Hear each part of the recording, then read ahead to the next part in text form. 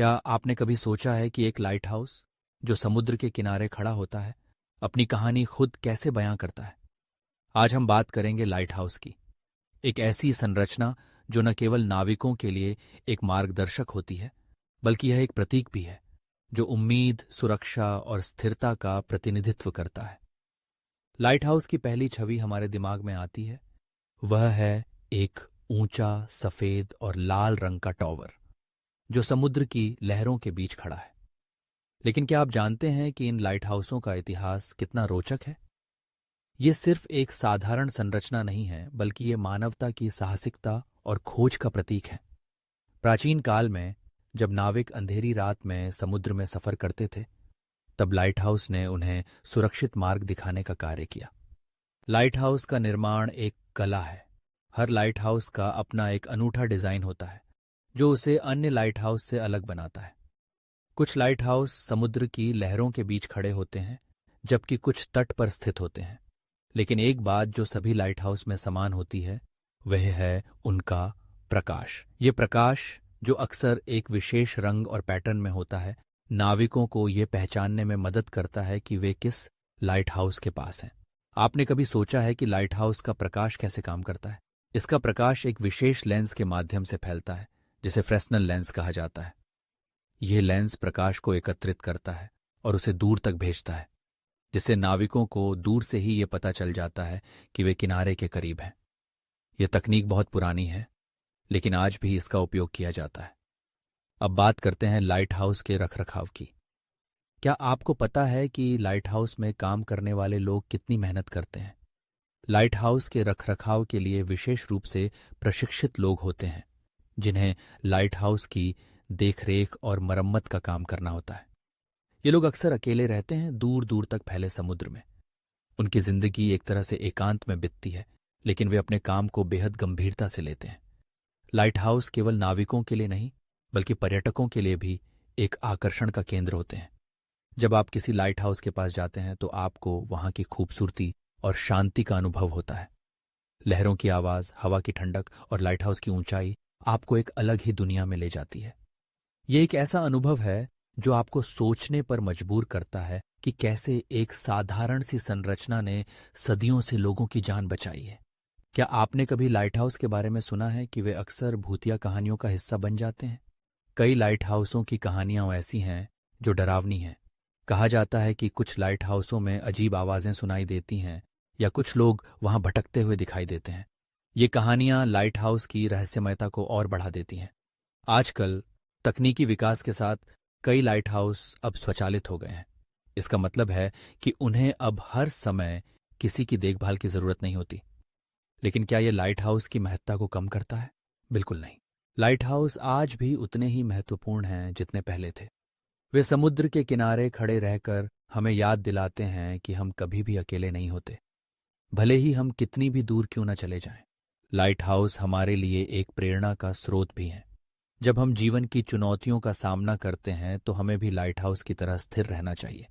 हमें अपने लक्ष्य की ओर ध्यान केंद्रित करना चाहिए, भले ही परिस्थितियां कितनी भी कठिन क्यों न हो। लाइट हाउस की तरह हमें भी अपनी रोशनी फैलानी चाहिए, ताकि दूसरे लोग भी हमें देख सकें और हमारी प्रेरणा से आगे बढ़ सकें।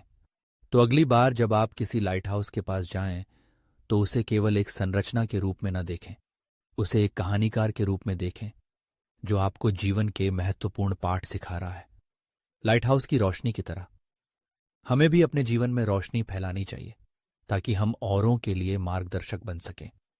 इसलिए लाइट हाउस केवल एक टॉवर नहीं है, बल्कि वे हमारे जीवन के प्रतीक हैं। वे हमें याद दिलाते हैं कि हर अंधेरी रात के बाद एक नई सुबह आती है और हमें हमेशा आगे बढ़ते रहना चाहिए। जब भी आप समुद्र के किनारे जाएं, तो उस लाइट हाउस को देखिए और सोचिए कि वह कितनी कहानियां अपने साथ लेकर आया है। घटना इतनी ज्यादा रहते हैं इन्हें कि इस घटना के ऊपर मैं पिछले कई सालों से दिमाग लगाता रहा हूं कि आखिर उस जगह पर ऐसा हुआ क्या था जिस वजह से वह तीनों लोग बिना किसी निशान की गायब हो गए थे। जब तक मैं आपको पूरी घटना नहीं बताऊंगा, तब तक आपको समझ नहीं आएगा कि मैं किन्हीं तीन लोगों के गायब होने की बात कर रहा हूं।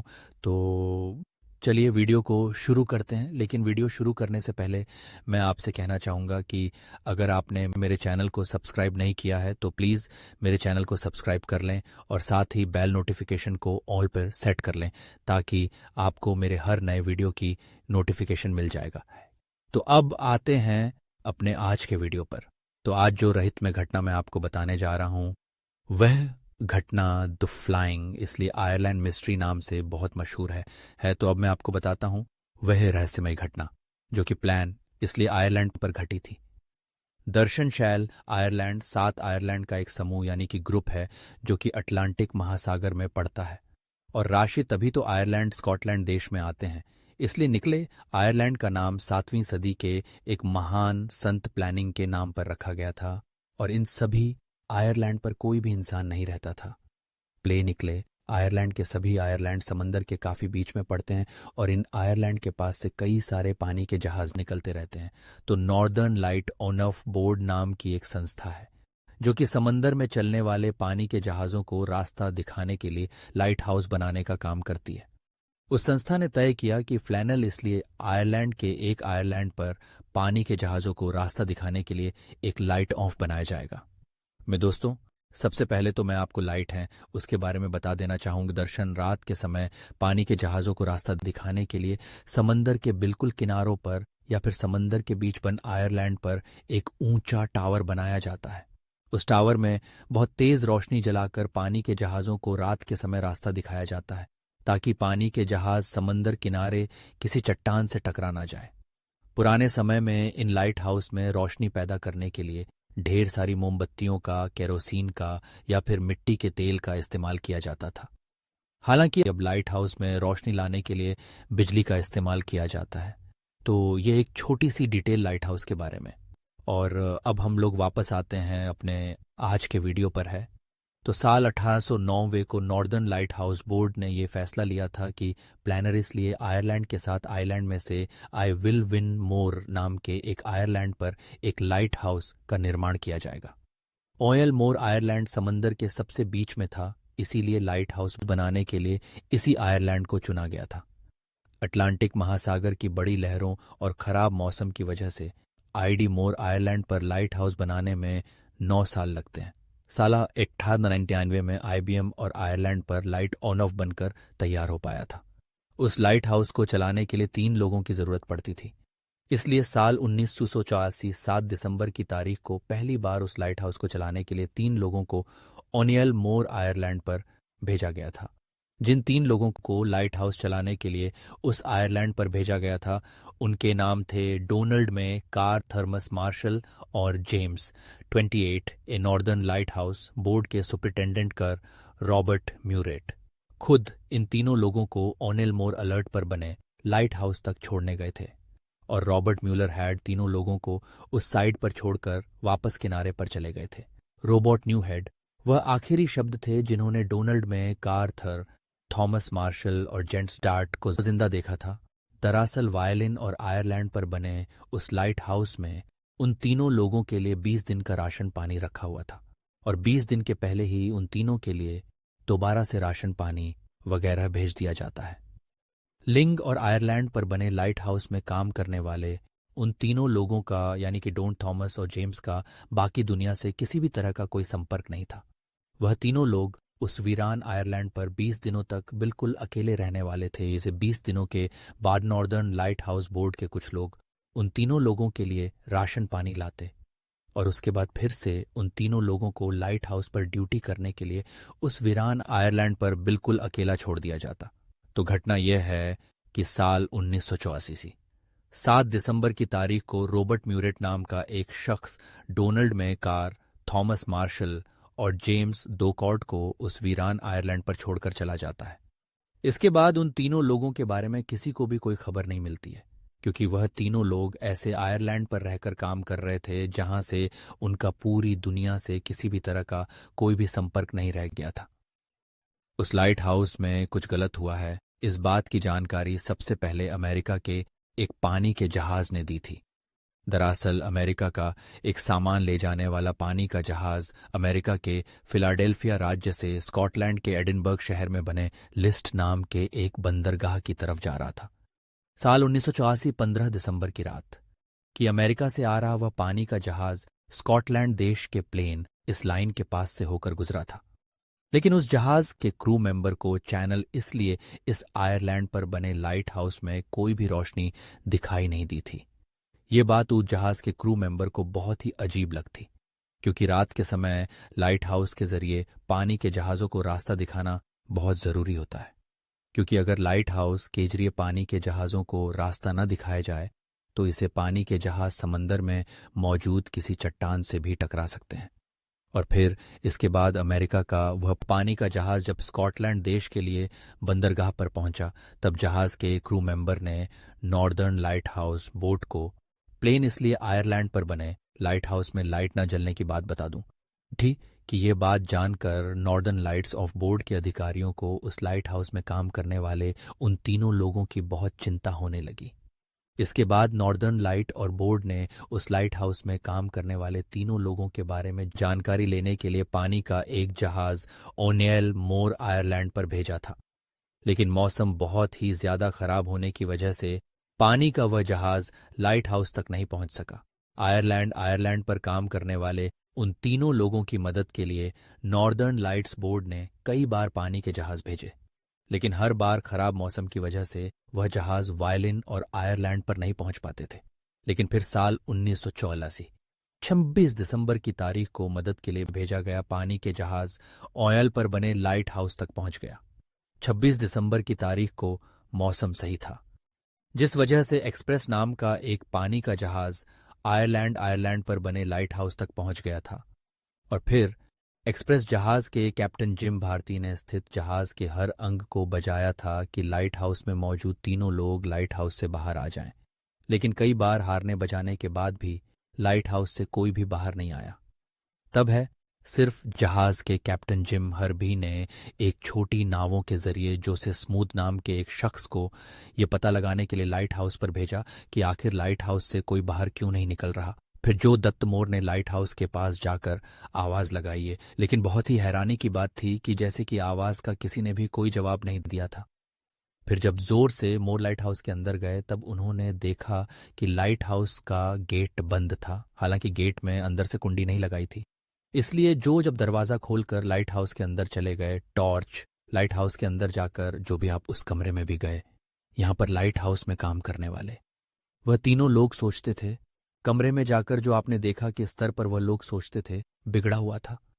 उसको देखने से लग रहा था कि जैसे वह लोग सोकर बिस्तर से नियुक्त उन लोगों के कमरे की दीवार खड़ी हुई थी और उनके कमरे में सब्सक्राइब करें भी भरा हुआ था।